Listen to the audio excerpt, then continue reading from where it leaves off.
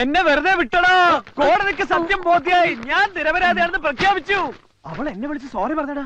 അവളെ സ്ത്രീയുടെ ആരാ? ആർക്കറിയാം. എന്തായാലും എനിക്കിഷ്ടായി. എന്ത്? ആ ശബ്ദം, ചിരി, സംസാരം, എന്തോ ഒരു പ്രത്യേകത. അപ്പച്ചാ, എന്താ എന്താ ഇവര് പ്രേമം. ആരോട്? ഉള്ളത് തന്നെ. പ്രേമത്തിന് തുടക്കമിടുന്ന ഇൻസിഡന്റ് അല്ലേ കഴിഞ്ഞത്? ഒരു ജീവനല്ലേ രക്ഷിച്ചത്? പ്രേമിക്കുന്നതൊക്കെ കൊള്ളാം, പക്ഷേ പ്രായം നോക്കണം. ഒരു കിളവിയാണെന്നല്ലേ അന്ന് നീ പറഞ്ഞത്? ഇനി അവർക്ക് വല്ല കെട്ടിയോരും ഉണ്ടെങ്കിൽ അടി പാഴ്സലായിട്ട് എത്തും. താൻ എന്താ ഈ പറയണേ?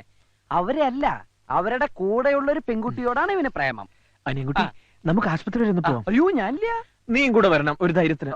നീ എന്ത് പറഞ്ഞാലും ശരി, ആശുപത്രിയിലേക്ക് ഞാൻ വരില്ല. വണ്ടി ഇടിച്ച് ലെവല് തെറ്റ സ്ത്രീയാ. ചിലപ്പോ എന്നെ കണ്ടാ ഞാനാണ് വണ്ടി ഇടിച്ചതെന്ന് വരെ പറഞ്ഞെന്നിരിക്കും. ചെയ്യാത്ത കുറ്റേൽക്കാൻ എന്നെ കിട്ടില്ല.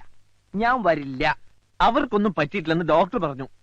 എന്നെ കുറിച്ച് ആ പെണ്ണിനോട് പറഞ്ഞു തന്നെ നല്ല ഓർമ്മയുള്ളതുകൊണ്ടല്ലേ. എന്നാ ഞാൻ ഒട്ടും വരില്ല. എന്റെ ഒരു ആവശ്യത്തിന് നിന്റെ കാല് പിടിച്ചാ നീ വരില്ലേ? നീ ഇപ്പൊ പോണത് ആ സ്ത്രീയുടെ രോഗവിവരം തിരക്കാനൊന്നല്ലോ, ആ പെണ്ണിനെ കാണാനല്ലേ. ആ പണിക്ക് കൂട്ടു നിൽക്കാൻ ഞാനില്ല. നീ വരുമല്ലയോ? എടാ എന്താ? നിർത്ത്. ഇനി തർക്കിച്ച് സമയം കളയണ്ട. നിന്റെ കൂട്ടുകാരന് വേണ്ടിയല്ലേ. മനസാക്ഷി ഉണ്ടെങ്കിൽ പോ. അപ്പൊ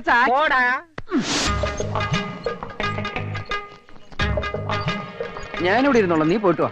അതെന്താ? അത് പിന്നെ ഈ ആക്സിഡന്റ് പറ്റിയവരെ കാണുമ്പോ എനിക്ക് തലർങ്ങും. ഒറ്റയ്ക്ക് പോയി കാണാനും സംസാരിക്കാനുള്ള ചമ്മലുണ്ടല്ലേ നിന്നെ ഞാൻ കൂട്ടുപിടിച്ചത്. നീ ഇങ്ങ് വന്നേ. അപ്പൊ എന്റെ തലർക്കം ആശുപത്രിയില്ലേ ഡോക്ടർ കാണിച്ചു? ഇവിടുത്തെ ഡോക്ടർമാർ എനിക്ക് അലർജിയാ. താനെന്താ ഇവിടെ? ഇന്നും വല്ല ആക്സിഡന്റ് പാർട്ടിയുമായിട്ട് എത്തിയതാണോ?